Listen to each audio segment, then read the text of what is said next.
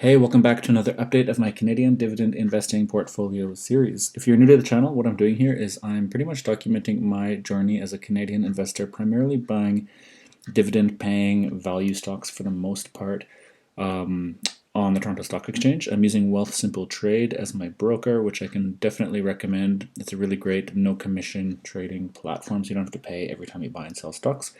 And I'm tracking everything in this Google Sheet that I made, which gives a lot more information than Wealthsimple itself, and yeah, helps me understand what exactly is going on inside my portfolio at all times. So today my stock value was sitting around $78,600, which is a little bit less than last time, despite depositing more money, which means that some of the value of my portfolio has disappeared. The value of the stocks has gone down, but that's okay. The value of stocks is going down and up all the time, and I'm primarily buying value stocks, at least from my perspective. So these are really big, safe companies that tend to increase the price over time. And with a little bit of volatility in the market when prices go up and down, I'm not too worried about it in the long term.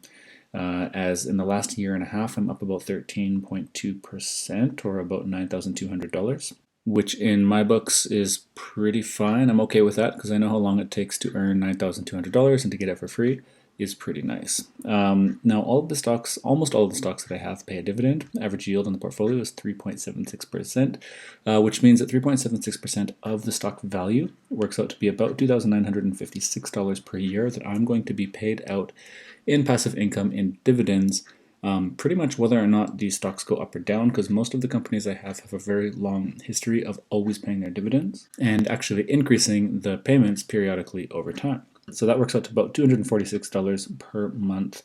But you can see here, it's not I don't get the exact average every month. Every third month I get a big payment, which means April is on track for probably a record-breaking month for me personally. So anyways, earlier today I had made a deposit of $350, and I just had about $5 left over from the last day that I was trading. And in my portfolio tab, I was in here looking at what stocks I could possibly buy.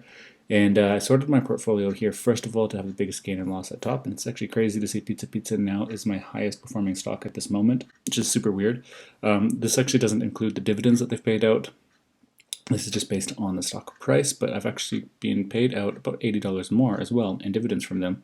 So that's pretty cool to see as well. And I can see now that some of the banks are starting to lose their momentum and fall off. And I'll show you that in a second in the Sparklines. But yeah, as we go down, we can see some of the bigger losers in the portfolio, and actually like quite a few positions now are in the red for me, and that's okay. They're just swinging around all over the place. Today I decided that for all of the money that I wanted to invest today would be going into companies that are in the red for me. So I was looking at which ones are kind of smaller positions, and Interjex, for example, is one of the smaller positions. Bitfarms is pretty small. DCM as well, Data Communications. There's a couple in here that are small. And then Northland Power and TransAlta Renewables are not so small for me, but I actually wanted to jump on that opportunity while they are in the red because they're paying monthly dividends. I was kind of cruising through here in my extra Sparklines tab, which I have currently set it to 3 years. You can change it to 1, 2, 3, 4, or 5 years, depending on what you feel like. But this gives me a pretty good idea of the general trend of what's going on in my portfolio. It automatically sorts to be in the same order that the portfolio tab is sorted in. So right now we have the biggest gains, the biggest winners at the top, like Pizza, and TD. Then as we go down, we're going to get less and less gains from each of these positions. But I was cruising through here, and I can see that TD is really dropping off. BMO is starting to pull back as well.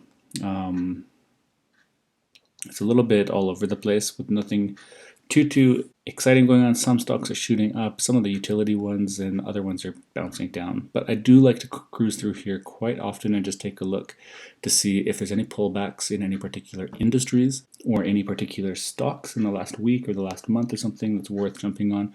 Actually, I see here CNR. This might be a good opportunity. I might pick those up next week if they're still down here. Here we can see also Bank of Nova Scotia pulling back as well, like a lot of the other banks. And yeah, I always come through here before I buy stocks just to kind of get a good idea of what's going on. You can see a lot of real estate companies here dropping off as well. And then here's like NPI and TransAlta Renewables, two of the ones that I did pick up today. They've just had small little drops as well, but it put them into the red for me, so that's why I was really considering them. And then what else did we have? Interjex here, again, dropping off a little bit there in the last few days, and DCM pulling back a little bit too.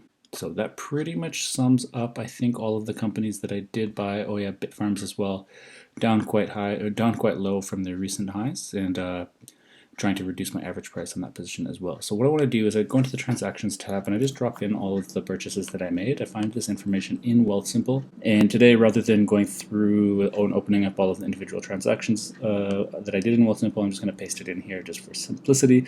But these are basically the purchases that I made. And yeah, so that basically is going to take us back into the summary tab, and I was left over at the end of the day with $4.26 in cash. So I'm going to have to deposit more money or wait till I get some dividends, and actually probably tomorrow, I think, on the 15th, I'll be receiving a lot of dividends from a lot of the companies I hold. But yeah, this is really the sell that I'm looking at here that I'm most interested in at the moment, because after spending around $350, my annual dividend income has increased because all of those stocks that I just bought have a dividend. Actually, most of them, DCM and Bitfarms, do not, but that's okay. It was kind of a small amount that I put into each of those with the leftover cash. But at the beginning of the video, we were sitting at about $2,956 per year in dividend income, and now we're at $2,966, so that's an increase of about $10 per year that I just have now available to me in future passive income, as long as these companies keep deciding to pay a dividend, which it is extremely likely that they will all continue to keep paying those dividends, because like lots of these guys have been going for multiple years or decades without missing any payments. So yeah, guys, that's pretty much it for this video. Let me know down in the comments how your portfolio is going. I saw a pretty big pullback in mine like today and at the end of this week, and I'm curious to see if other people have felt that as well, or maybe if you were invested in a different, maybe if your sector breakdown is a little bit different and you're invested heavier into other sectors, then maybe you didn't feel it as much as I did. So I'm going to leave it there with you guys. Look forward to talking to you in the comments, and I will see you in the next video.